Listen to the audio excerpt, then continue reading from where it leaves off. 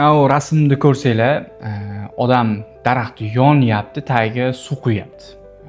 Nimani tushunamiz desa, asosiy muammo turib, mayda-chuyda narsalar bilan o'ralashib yurish haqidagi rasm. Hayotimizda ham muhim narsalar, qilinishi kerak bo'lgan ishlar turib, mayda-chuyda narsalarga vaqtimizni sarflab yuramiz.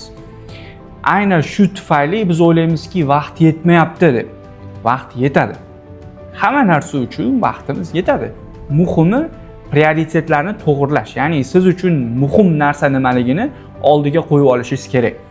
Mana siz ingliz tili o'qiyapsiz, IELTS ga tayyorlanyapsiz. Birinchi, ikkinchi, uchinchi, to'rtinchi qilishim kerak bo'lgan ishlar nima bugun? Mana shu narsalarda aniq qolmaydigan bo'lsangiz, siz ham daraxtingiz yonayotgan paytida tagiga suv quyib o'tirgan o'quvchidek bo'lasiz. Sizga o'qituvchingiz vazifa bergan, vazifalaringizni oxirigacha qilganingiz yo'qda, siz kino ko'rib, qo'shiq eshitib, ko'chada aylanib yuribsiz. Vazifalarni chala turibdi, lekin siz do'stlaringiz bilan gaplashib o'tiribsiz. Bunaqa bilan ish bitmaydi. Qanaqadir progress haqida o'ylash juda qiyin bo'ladi. Siz konkret prioritetlarni qo'ying, aniq muammo nimaligini aniqlang, ya'ni maqsadingizni qo'ying, o'sha daraxtdagi o'tni o'chirish kerak.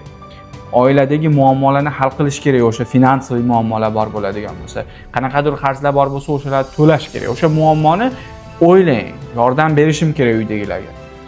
O'shanga qarab harakat qiling. Buning uchun nima qilish kerak? Buning uchun men yaxshi o'qishim kerak, IELTS olishim kerak yoki bo'lmasam boshqa imtihonlarga tayyorlanishim kerak. Universitetga kirish kerak bo'lsa, universitetga kirishim kerak. Qaysidir bitta kasbni zo'r o'rganib, uni mutaxassisi bo'lishim kerak. Xuddi o'shanaqa maqsadlarni qo'yasizda, o'sha katta narsalarga qarab harakat qiling. Ana u haligi idishga katta toshlarni solib, keyin ustidan qum solish eksperimenti bor. Bankaga qumlarni sovoladida, keyin katta toshlarni sig'dira olmay qoladi. Keyin yana bitta bankaga xuddi o'sha katta toshlarni solib, o'sha miqdordagi qumni solsa, ichiga sig'ib ketadi. Nimaga desa, hayotingizni ham mayda-chuyda, foydasiz narsalar bilan birinchi to'ldirib oladigan bo'lsangiz, keyin muhim narsalar u yerga sig'may qoladi.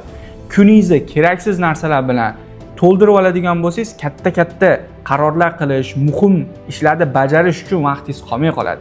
Birinchi katta ishlarni qilib oling, mayda-chuyda narsalar keyin orada sig'ib, qo'shilib ketaveradi.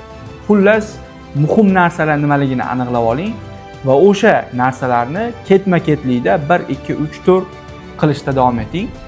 Aniq ko'p narsalarga vaqtingiz yetadi, o'zingiz ko'rasiz, vaqtim yo'q ekan degan illyuziya ham yo'qoladi.